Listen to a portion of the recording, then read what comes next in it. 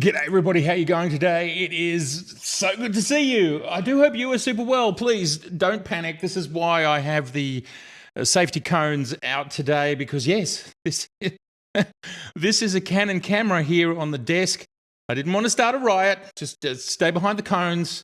This is the Canon R6II. Now, you might be going, why do you have an R6II, Matt? Well, the reason is this is a photography channel. Some people love to tell me, some people love to sell me as a Nikon photography channel. That's never been the case. It's just simply what a channel can afford. And, well, as a working photographer, you will focus on your system of choice. And indeed, that is Nikon, and that won't be changing. But as a YouTuber, I'd like to be across as many different brands as I humanly possibly can be. And this is the first time ever I've had a Canon full-frame digital camera. Absolutely massive moment. And it was hard to decide where to land in the market, but yes, budgets can only stretch so far. I wanted to be full-frame. I wanted to have in-body image stabilization, so the R6II is absolutely the place to be. I also think it's a place where a lot of other photographers will land. Sort of that center sweet spot. Clear competitors are the S5II, the S5IIX, the Z6 III, and, well, something from Sony. They've kind of gone their own way with their latest camera in this tier, which is the A7 IV, which is toting 33 megapixels. It is now an old camera. That sensor is a lot slower, but of course it does have a little bit more resolution. Hopefully, over the next year or so, I will get hold of what is Sony's version of this camera in the market, and then we'll have all four systems, Panasonic Lumix, Nikon, Canon, and Sony at this, well, 24 megapixel, or when it comes to Sony, 30 megapixel mark. Who knows what they'll do for the A7 V, which I'm expecting in the next 6 months.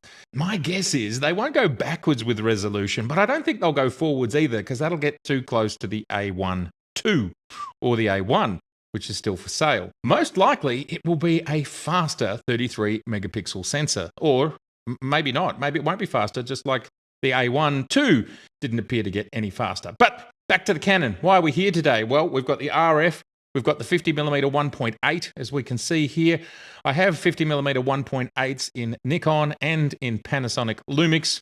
We're going to be taking all of these cameras out for a spin. We're going to be doing all sorts of things because they're all really at the same point in the market, but they're all quite different cameras. There's a lot of differences about them, but there's a lot of similarities. 24 megapixels, high frame rates, lots of good RAW action, good autofocus systems, great in-body image stabilization systems. Did anyone say the S5IIX? Man, that stab is the best I think I've ever seen.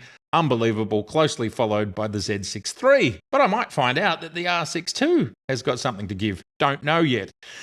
And that is one of the biggest reasons that I purchased this camera. It's time I got my hands on a Canon, understand how it feels in the hand, understand how the focus system works, because depending on what month it is, Canon are the best ever, Sony are the best ever, Canon, Sony, and Nikon are all the same. It's hard to know. I can't keep up.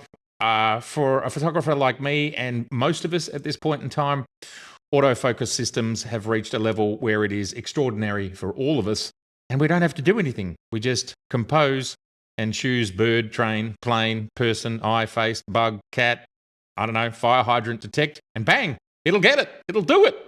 We don't have to worry. We all live in that world now. And thus, when I consider about what the future of this channel looks like, the future of this channel includes all major brands. I'm very interested in the GFX. I do hope to get one of those under my belt at some point in time. But right now, I'm dealing with the 35mm censored cameras. And here we are with the latest from these three major brands. And we're going to have some fun in the weeks ahead over the holiday season. And I hope to bring lots of interesting things. And I really hope to learn more about Canon by owning one.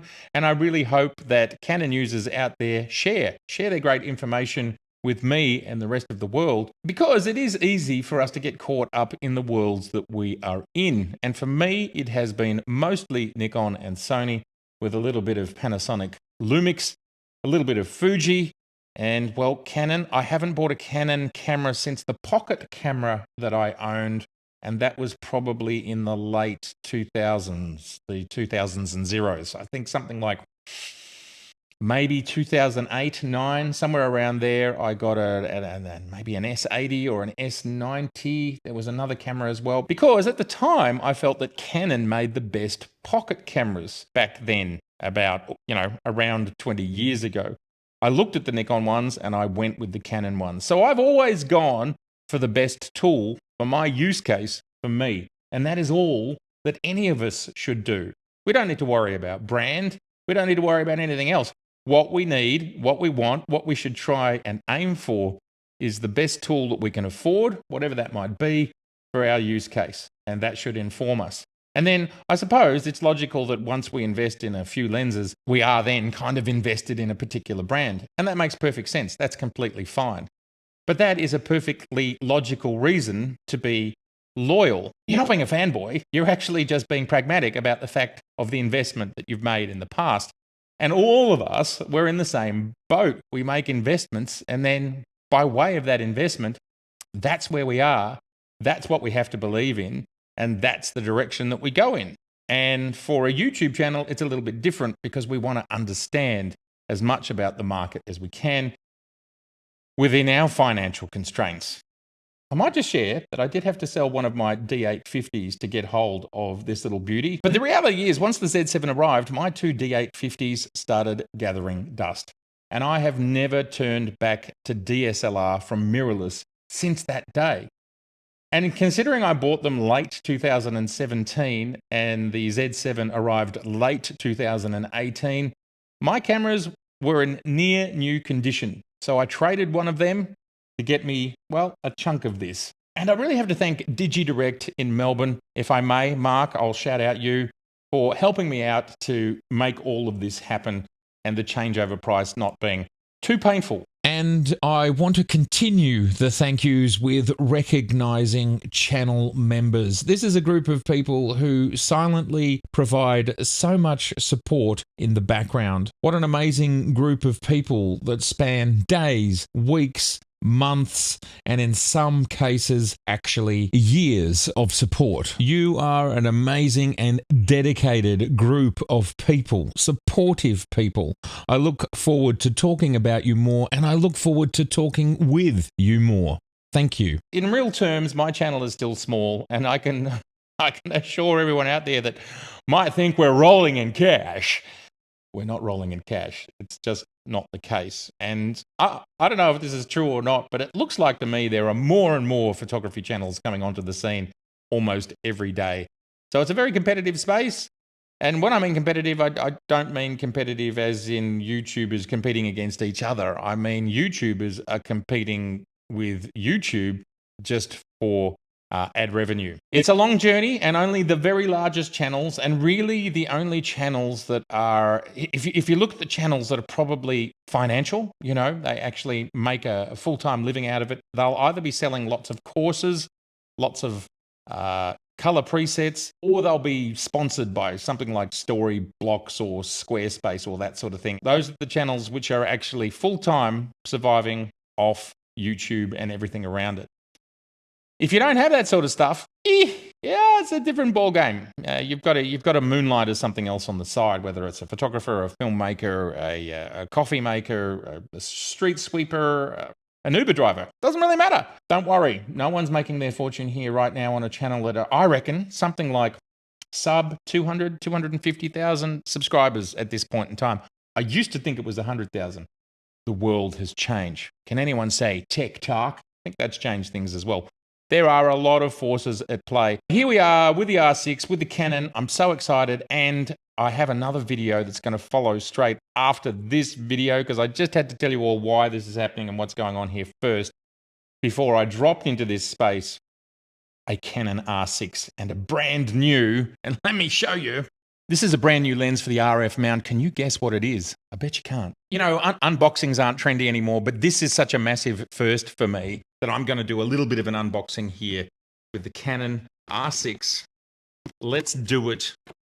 Let's see what the R magic's all about. Okay. This is just going to be a very informal one. I'm not going to set up a second camera and all that crazy business, because this camera's been out, what is it? A year, 2 years, somewhere in there. Good to see lovely environmental packaging. There's a battery, very similar to our EL15 battery charger, because like I said, this camera's a couple of years old now. It lives in a different world to cameras being released this year. Power cable for said battery charger. And if you're seeing me sweating here a little bit, that's because the weather here in Melbourne is a little bit crazy. One day it's cold and raining, and the next day it's really hot and humid. Okay. There it is. Wow. You know, I went to the R6II launch. It was the first time I kind of held a Canon camera. This was a launch just at DigiDirect, actually, the store that I bought this from. And it was the first time that I got to play with the ergonomics and get the feel for it. And yeah, it's different. It's different to a Nikon. Straight away, I can feel the differences in button placement. The on-off switch is in a different place. Obviously, we've got our flip around screen. I like the feel of the material. And yes, it's quite light. There it is. Oh, that's got quite a spring on it. That feels good. That's friendly. We'll keep this between the cones just for safety reasons. First time with the Canon. Let's put it in. Boom. What is that port there? Like an HDMI port down there? Something. Maybe that's for a vertical grip. The battery's flat by the look of it, and the mount, of course, is almost as big as the Z mount. It's quite big, not quite as close. My first Canon mirrorless. I'm super excited to learn more about Canon. This to me is very exciting for the channel. Yeah, I look forward to sharing more and questions or any advice. Let's go for it. All right, everybody. Well, thank you for joining me for the kind of first look unboxing of the first mirrorless Canon on my channel. It's been so good to have you here. I'd love to know all your thoughts about this change. Yes, and please let's keep things safe and pleasant. This is why the cones are here, so we all stay relaxed and comfortable and stay behind the safety barriers. That's what it's all about. So please let me know your thoughts in the comments below. It's been so good to see you. And if this is your first time here, I would love to see you again. So please do subscribe, please share, and please like. All right. Bye for now.